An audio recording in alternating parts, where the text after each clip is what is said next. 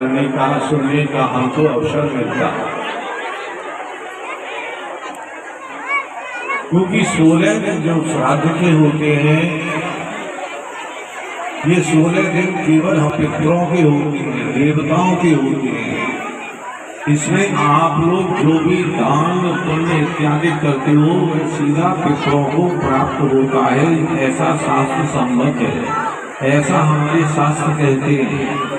तो हम लोग अपने पितरों को, अपने देवताओं को धन का दान कर देते हैं। उनकी तिथियों पे हम भोजन कराते हैं, ब्राह्मणों को वस्त्र दान कर देते हैं, इस विश्वास के साथ कि हम जो भोजन करा रहे हैं ये हमारे पितरों को प्राप्त होगा, हमारे देवताओं को प्राप्त होगा।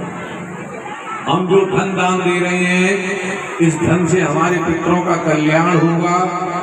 हम जो वस्त्र दान दे रहे हैं इससे हमारे पितरों का कल्याण होगा, ये सत्य है। और इस बात को विश्वास करके हम लोग 16 दिन पितरों के लिए समर्पित होते हैं।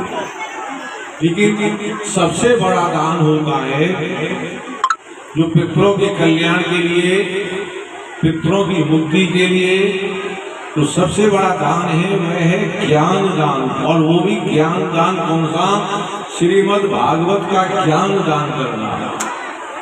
क्योंकि ये श्रीमद् भागवत साधारण ग्रंथ नहीं है, ये साधारण पुस्तक नहीं है। श्रीमद् भागवत मात्रोयम प्रत्यक्षम कृष्ण किए है।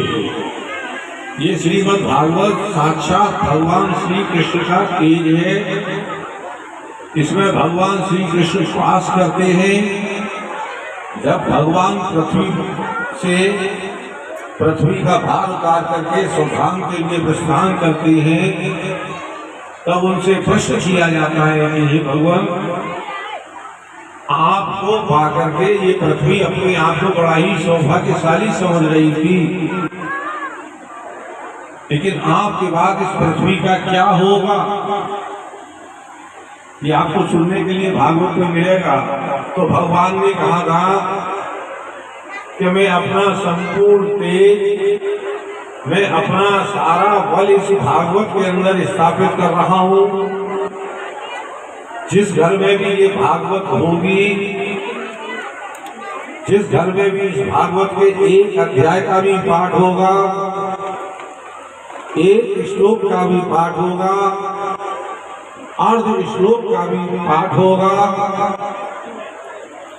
तो उस घर की, उस कुल की 7 पीढ़ियों का उद्धार होगा और 7 पीढ़ियां मेरे सानिध्य